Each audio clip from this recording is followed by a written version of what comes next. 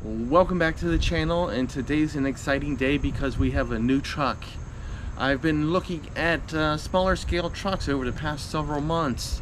Axial, Panda Hobby, FMS, RGT, Team Associated, just to name a few off the top of my head. And I procrastinated. Find out why that was a good thing. So stay tuned.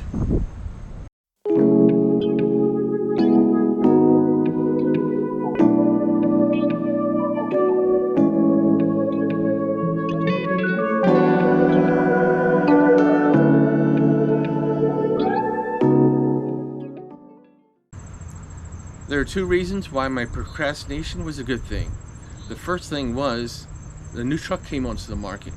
It's the FMS FCX 24. I know they had a few issues coming out the box with the portal gears, but I think they've gotten resolved. After that, I waited because I saw not a lot of aftermarket support. Slowly, parts became available and it seemed like a viable option. Again, still my procrastination kicked in, and FMS came out with a deal that I couldn't resist. They gave 10% off the truck. When I got the truck, I was a bit underwhelmed by it. Compared to the Axial, it does offer more for the money, but I was comparing it to the Red Cat Dainty Ridge Rock, which is actually $10 less than this truck. But I digress. This is really not a review of the truck, since there's numerous videos already out. For me, the point of use is a trail truck first and then a crawler second. I did have one issue out of the box. The rear upper tri-link wasn't attached to the axle. Other things I did is turn the ESC receiver 90 degrees to give the front servo the slack that it needed. I also changed the location of the C-hub screws to behind the axle to give a little more steering throw. And finally, I added O-rings and added a light olive oil to the shocks.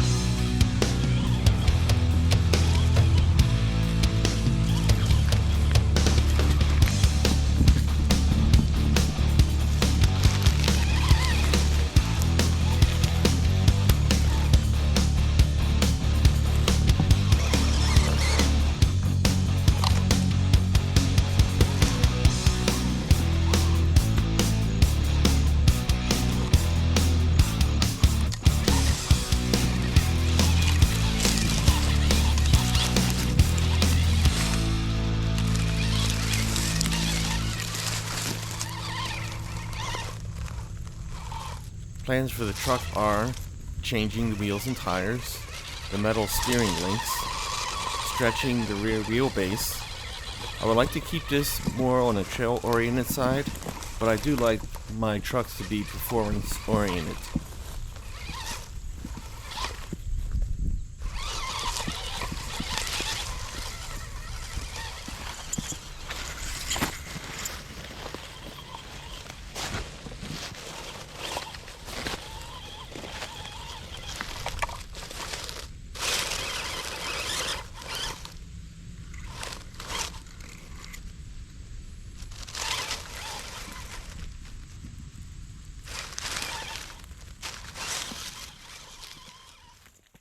I've had my first breakage. The upper tri-link split at the mold line, separating from the pivot ball on the rear axle. Also, I lost my drive shaft, which I did find.